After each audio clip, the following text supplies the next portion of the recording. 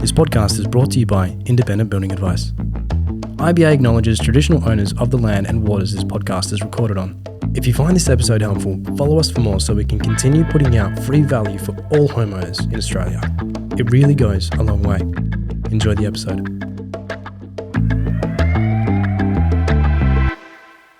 So today we're talking about something that is a really, really important topic that I think gets brushed over in the building industry a lot, or people don't put enough time actually looking into it properly, only to find out later that it's actually an issue for them, or they don't have the right equipment, or they haven't bought the right product, and that is air conditioning. Air conditioning in the home is really important, especially in West Australia where it's really hot or can get pretty cold.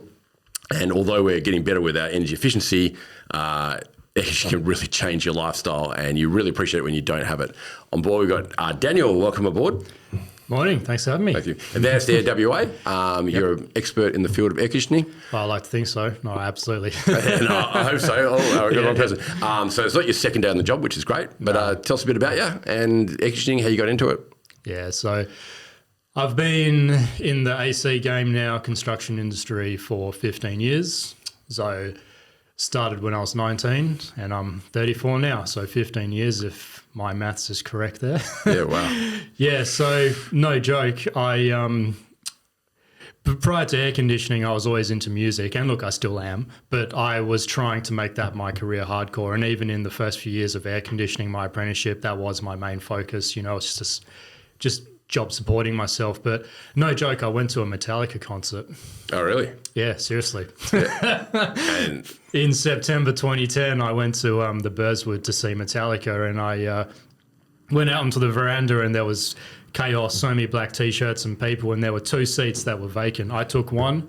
I was waiting on my friend, and then a bloke came and sat next to me, and his mate was standing there, and we sort of got talking, and he was in the air conditioning industry, so he was an evaporative air conditioning installer, and I wasn't enjoying my job at the time, and I just decisively decided to seize the moment. I said, "Do you need someone?" And that was about that. it wasn't James Hetfield, was it?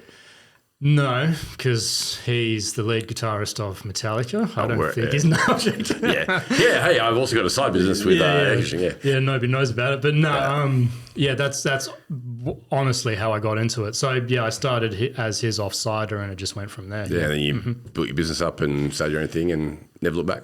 Yeah, so I left him after a couple of years. I decided that was what I wanted to do. So I did my apprenticeship through somebody else. So I was doing the evaporative to begin with. Then I went into reverse cycle. So my trade is a Cert 3 refrigeration mechanic. Yeah. Cool. So I got qualified in my mid-20s, and 29 days. Yeah. 29 days after I got signed off, I was in business. Yeah. Wow. I always had the desire to do my own thing. So yeah, magic. Well, let's explore the wonderful world of air conditioning. Right? Yeah. Now, what I find often is with a lot of people when they're building a home or they're renovating or extending, they go, "Oh, we've got air conditioning included." Tick. And that's about as far as I explore at that point in time. Yeah. I see that time after time after time, man. People have basically get it included, but they don't know what they're getting, what the best solution was. Somebody else decided that for them. Absolutely. And when it comes to project building and that, often they just go, well, let's get the cheapest possible air conditioning we can. Yeah. Because then clients go, oh, air conditioning tick. Oh, they're including it. This other builder's not including it. Yeah, exactly. But there's levels. So first of all, walk us through the different types of air conditioning. You've got evaporative. What are they? Refrigerative? What are the different types? Yeah. So look, for residential, which is my niche, the most common... There are 3 common ones, right? The most common that I see is a reverse cycle ducted system. That's the most common in new build packages, and even established homes, really. People are always trying to figure out how to get them installed, although it's a lot harder with existing homes. But number 1 is the reverse cycle ducted, number 2 is split system, and third is evaporative. So in terms of popularity, you've got the ducted reverse, then splits, and then evaporative. So what are each of those? So a ducted reverse cycle does heating and cooling. So number 1 question I always get when I go for a sales consultation is the reverse cycle system able to heat and cool? And the answer is always yes. Yeah. That's why it's called reverse cycle. So you've got heating and cooling as an option. So basically what it means is that a coil sits in the roof space, and then a condensing unit, which is also technically a coil, sits outside. Yep. When the system's on cooling, cold air blows into the home through the ducts, warm air gets dispersed outside. When it's heating, warm air goes through the ducts into the home and cold air gets dispersed outside. That's a really good explanation. Yeah. And the ducts is just basically the roof outlets. Yeah, so they're basically taking the air that is cold or warm, depending on what mode you've got it set on through the controller from A to B. Yeah. So if you it's an air path basically. It's flexible in residential, and it's a path for air. Yeah, magic. Okay, beautiful. And what's a split system? A split system is a reverse cycle air conditioner as well, but basically it's limited to where the air can get to. So for example, if you can't get a duct from a roof space into a room, a split system is basically a great option. And why is that? Well, because you have an air conditioning solution for that section of the home. Yeah, well, it's wall mounted, so you don't have to go through the roof sort of thing. Yeah, exactly. So if you've got a flat roof and the remainder of the home, for whatever reason, has a roof space where you can get a duct through the roof, then you can have a split system. So it's basically a unit that sits on the wall, and it works in the same way as a ducted. Cold air goes in or warm air goes in, and then you find a space for the exterior machine, whether it's on the roof, on outside the wall, or wherever you've located it. Cold or warm air gets dispersed outside. Excuse me. Gotcha. Yeah. Okay. Brilliant. And evaporative? So evaporative doesn't involve refrigerative gas. So I forgot to say ducteds and splits have refrigerative gas. Yeah. So that allows the air to become very cold or very warm. Gotcha. Okay. So it's a lot more effective in that sort of a sense. Yeah. So evaporative air conditioning is only cooling, and it's brilliant for dry climates. Yeah. So in the Northern Territory and Darwin and stuff, they work brilliantly. For residential homes in WA, I don't believe they're that effective. But look, I'm not saying that they don't work. Yeah. They are a viable, good solution. Yeah. So the idea is that water goes into the unit, and the unit sits on top of the roof. Now, what you have to do is you have to make a hole in the tin or tiled roof, and then you have to install what's called a dropper. So that's an air bypass as well, from the outside of the roof to the inside. Yeah. Yeah. Okay. It's a little bit confusing, but just think about it like that. So the unit sits on the dropper, and the dropper goes from the outside of your roof to the inside. Gotcha. Yeah. And then there are straw or wooden pads that sit around the outside of the machine, and there's a tray. Straw, wooden. Yeah. Yeah, and then you've got cardboard really, but cardboard's wood. So however you want to view it. And then what basically happens from there is a water line goes into the tray, and the water gets pushed around the pads, which then become wet. And when the fan spins, it draws air from the outside in through those wet pads. Blows it through, yep. Down the dropper, through the ducts, into the home, and that's how the air becomes cold. Yeah, awesome. Okay. But obviously with evaporative, the massive advantage of evaporative, it's a lot cheaper than refrigerative. It's about a third the cost from last time I had one priced. Yeah, exactly. Yeah, so I've got one evaporative air conditioning quote on the go now, and it's almost exactly what you said, a third of the price. See, where I've always seen the benefit of it is that you have to have windows open in your home, and the sucks the air through with the evaporative. Correct me if I'm wrong with any of this. Yeah, look at you should have a window open to pull it through. Yeah, not to suck it through. It's actually to push it out. Apologies, push it. Yeah, no, it's so this is where it all becomes science really, and this is the thing where you were saying before, people don't have the right solutions because people haven't taken the science into account. Yeah, vent placements, size of machines, the insulation on the duct, all of that matters. Yeah. People don't understand. Like you said, people just say, tick, I've got aircon. It's like, no, you need to look into it a little bit more. So with evaporative air conditioners, if you imagine you have a downlight, which is somewhat centralized to a room, if you have the grill on the side of the downlight, which is closest to the window of that room, it won't push the air out when the window's open. If you have it on the other side, it's been drawn through, the air has been drawn through the wet pads, through the duct into that room, and because you've got the window open, and you've got the grill on the other side of the downlight, it has a fair few meters to push that warm air out. Okay. So placement's everything. Yeah.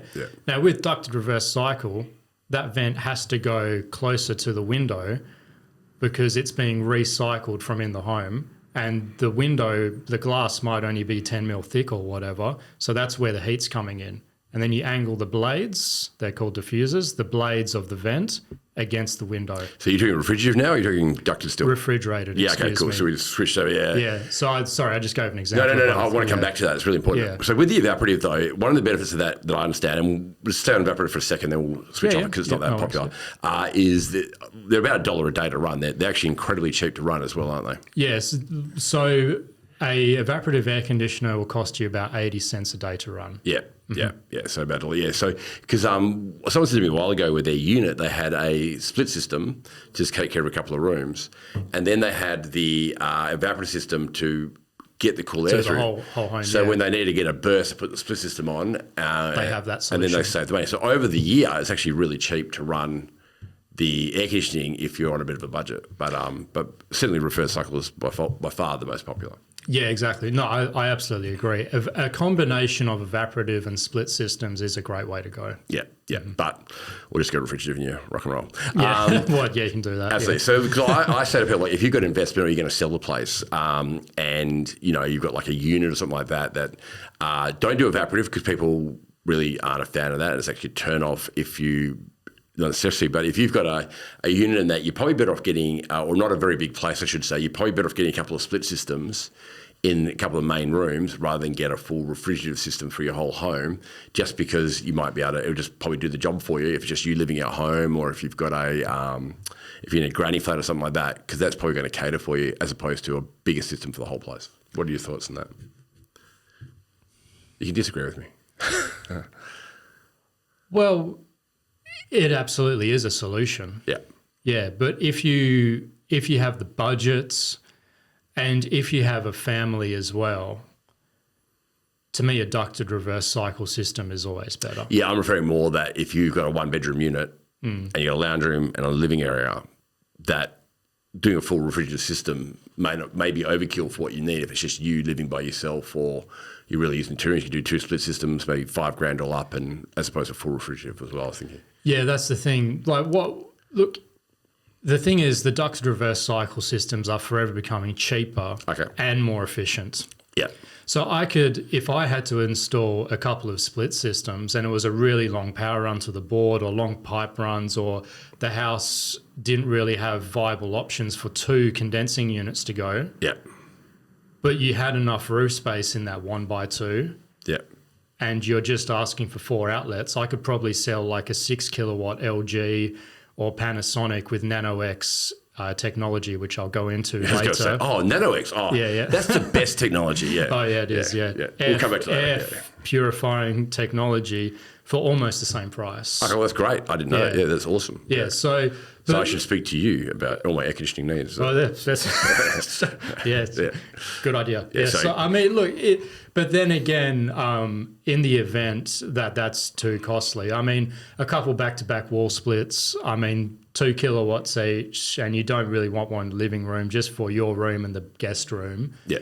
That will be cheaper, $4,000, but then you're only probably a couple grand off having that ducted reverse cycle anyway. Yeah, so you'll weigh up your options. Yeah, exactly. And, there's always finance options available, and you don't necessarily have to have a smart system that you can do from your phone as well. Yeah. Like, that's what I mean. The options are becoming so available, catering to every single person's needs. Yeah. Well, let's break all that down. Yeah, let's get into that. So just to backtrack a bit, because I just want to keep this high level, then we can delve into it. So, okay. So I get it. Let's say let's go to refrigerator for a while, because splits could work for maybe a room or 2, but refrigerator seems like the way to go. You've got a refrigerative home. You've got air conditioning system. All right. So obviously one system doesn't fit all. When you're looking at a home, can you walk us through sizes, kilowatts, how you work out the size of machine for the home? Also, inverters, how that all works. Yeah, sure. All that kind of different information you need to know that helps with the air conditioning systems. Yeah, sure. So when it comes to selection, realistically, you have to think to yourself, about how long you're going to live in your house, and if you want a smart system controller and the brand. What's a smart system controller?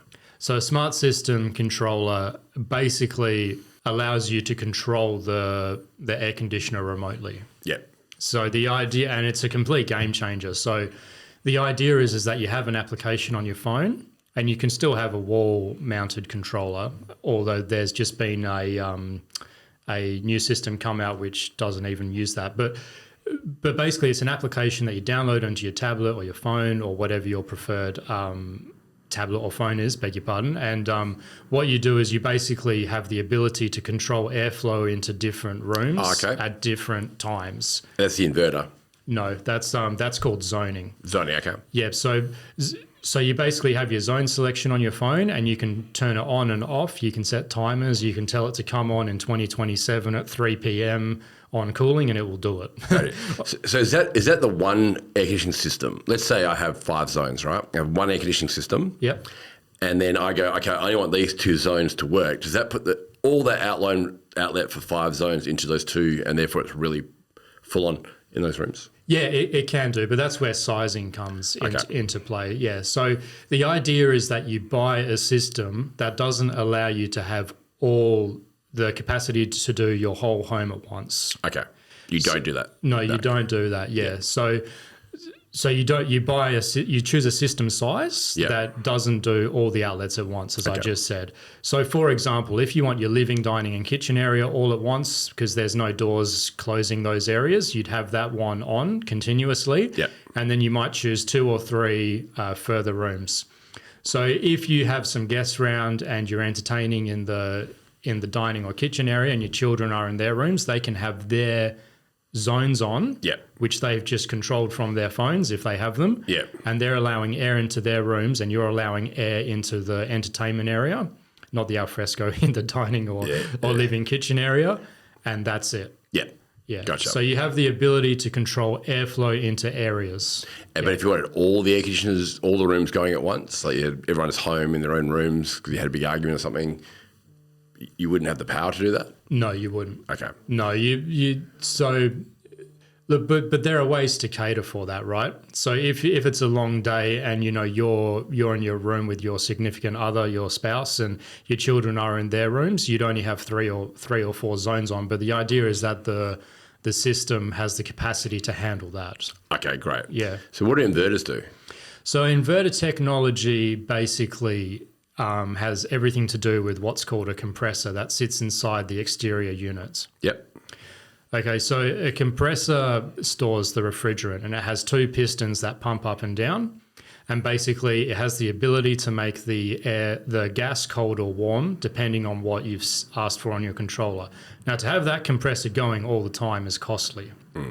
So inverter technology basically means that through sensors on your controller, there will be a sensor. So if you've asked your air conditioner to go down to 22 or 23 degrees, when the controller senses on the inside of the home that the air temperature, the ambient temperature around you is 22 or 23 degrees, it will tell the compressor to stop. Okay. And basically, because that compressor's stopped, it stopped drawing electricity, which in return stops costing you money. Gotcha. Now, when the air in the temperature in the home rises, so it's gone from 22 to 24, for example, it's going to tell the exterior system that it needs the compressor again. Gotcha. And then it draws power again. Gotcha. So it only draws power and only costs you money when it actually needs to. So it saves you quite a bit of money. Yeah, exactly. Yeah. So, I mean, that 10, 12 grand system is actually as cheap as it possibly can be to run at all times. Yeah. And refrigerator isn't cheap to run, so... No, it's not. It isn't. It will cost you $2 or $3 a day. But, I mean, what people are having now is solar packages as well. Yeah. So I mean, obviously the purchase of a solar system costs more money, but in the long run, if you invest wisely, it can actually be a very cheap and viable option. Yeah, magic. So just, we'll come back to solar in a second because that's important. So you've got these machines. How do you work out, like you were talking about sizing before, how do you work out the size of machine that you need for the house and rooms and so forth? Yeah, so it's basically, and this is the science and the engineering behind it. So, for example, if a customer sent me a floor plan, you what you do is there's a calculation. It's the width by the height and the depth of the room. Okay. And then if one area says 2.78 recurring or whatever, I know that room needs 2.7 kilowatts. Yeah. Add it all together, and you basically have your solution. Gotcha. Absolutely. Yeah. But what I always do with my quotes, I always go over capacity. Yeah. By a little bit. I think it's important. Yeah. So, for example, if my calculation came down to 12 or 13 kilowatts, I wouldn't go back down to 12 or 10 and tell the customer to have less zones on. I'd go to 14. Yeah, you need or more 12 power. and a half. Yeah.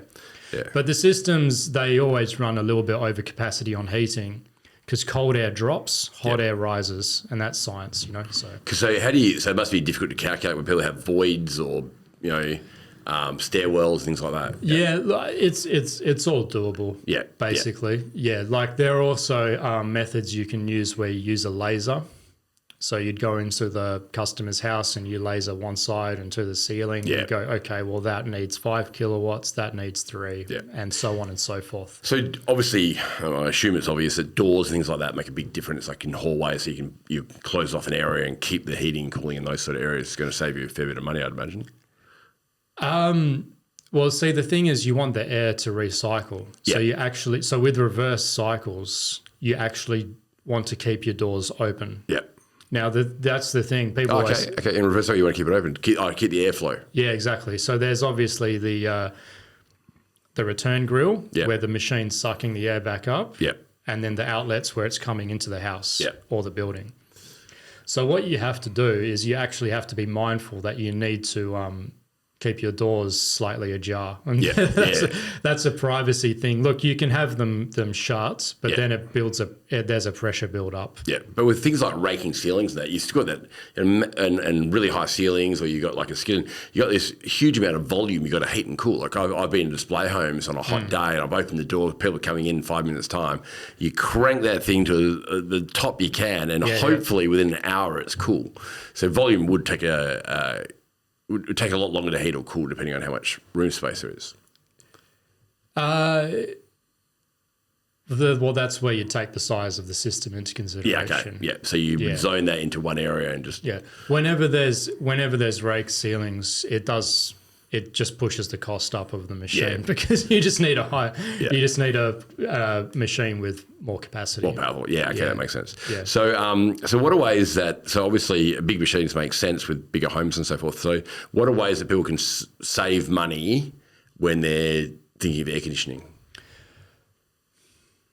Besides going evaporative or opening a window. You'd have to ask yourself how much you value a smart system controller. Yep. And you'd have to ask yourself basically how much you care about having a high-end brand name installed into your house. Yeah. The two things that I see costing the most amount of money in air conditioning is system size. They purchase an undersized system. They choose a brand which is of a very high reputation. And look, there's nothing wrong with that. Yeah. But they choose the top end brand and they go all out on the smart controllers. Okay, so you'll say that it costs more money if you go for a air conditioner that's not powerful enough for your home? Is that what you're saying, or that's a mistake people make? Oh, that's a mistake. Apologies. People make. Okay. Yeah. Because it's just not. Doesn't have capacity to look after. Yeah, exactly. Yeah. I put, like I said, I know I said I go over capacity, but that's also because slightly over capacity. Yeah, sorry. Be specific. Not over capacity, slightly over capacity. No. I mean, I'm just confirming what you're saying because I knew what you meant. Yeah. I just, you're not saying, we only needed 12 kilowatt for this one, but let's give it 45. You just because on a hot day when you really need it, you want to make sure the thing can cater. Yeah, exactly. Yeah. So I don't want my customers to be in that position, right? Yeah. I want them to have a good solution. I really care about helping improve people's lives through what I do because that's ultimately what I'm doing. Yep. As I said, I give customers quotes and I say, look, you need a 12 kilowatt, and they say, can we get away with an 8? And I say no. Now, I can't comment on what anybody else does. Yeah. Somebody else might say yes. Yeah, sure. Yeah, Yes. yeah. And then, it gets to that 40-degree day. It might have provided some relief during spring, but it doesn't work. Yeah. So you need to choose a unit that's of the right size capacity, although that costs money. You need a I see people, go for brands which are of a very popular reputation. Yep. And like I said, there's nothing wrong with that. It will just cost you more money. And they also go for the high-end smart control systems. Yeah. Now, look, if you want to go over capacity, choose a high brand aircon and have a smart system controller, there's nothing wrong with that. Yeah. It's just going to cost you. Yeah. You don't have to do that. Yeah, absolutely. Because the brand that everyone talks about is Daikin. Everyone goes, Yeah. Daikin's the best, Daikin's the best, Daikin's the best. And I have asked a few people, why are they the best? And because everyone says they're the best. I think, you would know, but I think a lot of people don't there. But I think you get I've spoken to you before actually a few months back, you were talking about there's other features you get with others like purifiers, things like that. Yeah, exactly. Can you walk us through that sort of thing? Not to say one brand's better than another, but No. just other options that some brands might offer out there. Yeah, sure. So look, Daikin is the king of air conditioning. There's no doubt about it. And they are very good. Yeah. I personally aren't a Daikin dealer. When I was an apprentice, my boss was, and we installed thousands of them. Yeah. It's high volume and low margin in this residential game. But so Daikin's the king. It's like the Nike of clothing, of sports clothing. It's the Apple of technology, whatever. It's the IBA of building. Yeah, it's a good way to put it. So, but the other brands that I do deal, Panasonic, Fujitsu, LG, and Mitsubishi Heavy Industries, they're just as quality to me. Yeah. So Panasonic have and they've absolutely destroyed the market with this. It's a very it's innovation at its finest. In a good way, destroyed the market in a good way. Sorry, that was a metaphor. They haven't put air conditioning out of business. Yeah. Sorry, that's a positive. Yeah, that's a positive thing. It's a metaphor for good. So they've completely changed the industry. They use what's called They offer NanoX technology, which I said before. So what basically happens is that the unit has an inbuilt filtration system that removes microscopic bacteria that you can't see in the air. So basically you're having the cleanest, purest form of air pushed into your home continuously. Yeah, wow. Yeah, so that's been a game changer. So my cost of purchasing one of those units I'm not saying it is, but maybe as much or even cheaper than just a standard Daikin. Yeah, wow. Not a premium. So Yeah. I can sell you that. And I'm not saying that Daikin solution isn't good. Yeah. That's just how it is. Other options. Yeah, exactly. So they're very popular in childcare centres, in surgical centres, young family, people with asthma, people sensitive to hay fever. Yep. Things like that, right? Because you want the purest form of air. Why wouldn't you? Yeah, especially with these days, especially with 7-star coming in, that your houses are locked up. Yeah, exactly. Basically, there's no, you got mold and all sorts of issues coming from that. So you got to, any purification you can get is going to be great. Well, that's exactly right. I have one in my home. Yeah. My ex-partner, she's asthmatic, and we got it for that reason. So I have a look. The aircon guy got one for that reason. Yeah, there you go. Well, if you're buying it, there's going to be something behind it. But no, okay. So, that's actually really important because I think, you pay for a name in a lot of products out there. I'm not saying you shouldn't with Daikin, it's your choice, but you got to explore what other options are out there. Yeah, exactly. That's right. Yeah. And so are there any other things that people should think about with that sort of thing with air conditioning? Like obviously the purifier is a big one with other suppliers, like you got My Air and things like that. That's just the technology, isn't it? Yeah. So My Air is a controlled system. Yeah. So you can take ducting into consideration. So I did mention before sort of insulation in the ducting. So the thicker the insulation, the better. Yeah. Because obviously it's going to keep the temperature of the air going from the indoor coil into the house as close to that temperature that you've asked for as possible. Yep. So you can take thicker ducting into consideration, or the insulation for the ducting. But other than that, the electrical run as well, I forgot to mention before, that will increase your costs. But I don't think like by an extravagant amount, you know? Yeah. If you have three-phase power. I was going to ask you. Beat you to it. So what were you going to ask him about? No, you're probably going to answer for it, so keep going. So three-phase power, yep. If you have three-phase power, it's probably worthwhile installing a three-phase machine, but it will cost you more. What does all that mean? Like, well, first of all, do people have to do three-phase for air conditioning? No. And second part is, what's a three-phase machine versus three-phase? Yeah, so three-phase power basically means you've got 3 active cables. Yeah. So a higher volume of amperage and volts going to your property. Yeah. Going to your property. Look, if you have three-phase power, you can install a single-phase Aircon. Ducted air conditioner. Like I did that last week for a guy in Wembley. But it basically means that the compressor doesn't have to work as hard. But if you have a big, massive commercial building, you more than likely will have three-phase power. And at that point, it is a necessity because the compressor is going to have to work really hard all the time. So what's the difference between a three-phase air conditioner and one-phase air conditioner? Well, you've just got 3 active cables going to the compressor. So that means that you got longevity out of your aircon? Is that what you're saying?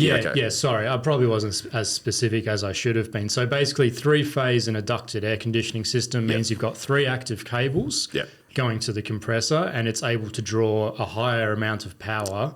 And therefore to be able to pump the gas at a faster and better rate. And it increases longevity, less risk of it breaking down, and so on and so forth. So again, it's basically a case of spend more money, get better. No. Hey, I didn't know that actually, because I know an intermediate amount about air conditionings, but I actually didn't know that. So that's because three-phase power is what we do for a lot of our clients. We reckon you should do it. To do it on a new build is about $600, $700 something to do three-phase. To do it to retrofit it into your home, it's about $3,000. We go, well, $600, right, just get it done. But also with, like you said, solar and all those other things together, it's a no-brainer to me, and especially charging cars these days and doing all that stuff all at the same time. It's worth I think upgrading it. But air conditioning is obviously, something that once you buy an air conditioner and you put it in your home, you just don't ever have to service it again. You just leave it there; it'll just last forever. Is that right? No. I should have raised it earlier. Like one of the questions, the 2 most common questions, I'll say 2. 2 most common questions I get asked is, do the duct reverse cycles heat and cool? The answer is yes. I said that before, but the second one is, do you have to service them? Absolutely. Yeah, I was being facetious. I could tell. Massive investment. Don't just let it run. Yeah. So with my business, Advanced Air, I have a 5-year aftercare program. So if you get one installed, you get an email 11 months later saying, hey, in a month, your AC is due for a maintenance. Get it maintained. Yeah. Even if nothing's wrong, we'll go there. We'll peace of mind that it is, and your investment is safe. Yeah. There's filters and the whole thing. Yeah, you get 5 years, sometimes even 7 years warranty. At the moment, it's 5. 5 years warranty, but don't just rely on that. Yeah, absolutely. No, it's a really good point. Look, we've covered a lot, and you've been a great guest, and mate, drilling you here. Look, a couple of things is we've got our question we ask everybody, and this is the question. Yep. But before I go through the question, I actually want to give you a gift. This is Ryan. This is actually a gift we give everybody. It's actually a special. You're actually the first one we're giving out live, by the way. All the others are actually packaged. We only just got these back. This is a special gift, and you're the only one in the world that actually has this. So if you actually look on the side there, so we've got our logo and everything else, but on the side there, it's got guest number on it. Sentimental. Yeah, so it's specifically to you, mate. You, My sir. pleasure. Thank you very much, sir. But mate, enjoy that. You've been great. But back to the question. So go on, hit me. Go. What is it? You're about to build a house. Right. Extend, renovate, whatever you like. And all of a sudden, you get this letter in the post from a distant relative who's left you in their will. There's $10,000 you have to spend on your home, but you have to spend it on your home. $10,000, really? $10,000. Now, that might not get you very far. It might get you a long way. Who knows? What would you spend the $10,000 on? I would spend it on a really cool lighting system and a really powerful heat lamp in the ensuite. So right, for in the morning, heat you up, yeah. Because I like warmth when it's really cold. Well, you're in the right occupation, aren't you? Yeah, that's right. So the lighting system in the ensuite as well with the heat? just something you can walk in and be like, I want my lights to go green and red and disco at the same time. Why not? Yeah. And yep. You can use some street lights if you want, mate. They go green, red, and orange. Yeah, a cool lighting system and a really powerful heat lamp in the ensuite. Awesome. I was guessing. I thought you might have gone to studio angle, but studio music angle. I thought you would have. But hey, no, if you're going to go a heat lamp, I respect it. It has to be sound sensitive, so you can just like click your fingers and it turns on, or you just say "hit me" and it starts. You know, like I love it. I love it, mate. That's great. We haven't had that before. And I love it. Yeah. If anyone is listening and you really like this podcast and the information we got there, we really encourage you to leave a comment, leave a review of the podcast, how you found it. It really. The more you do that, the more people actually hear about the podcast and how good we are and what we do. If you don't like it, well, maybe you don't have to leave a review. It's up to you. But no, overall, really appreciate any comments and any feedback. That's great. If anyone has topics they want us to do on the podcast, please leave a comment. We do read them and we'll do our best for it. Thanks very much, mate. No worries. Thanks for having me, man. Cheers. Cool.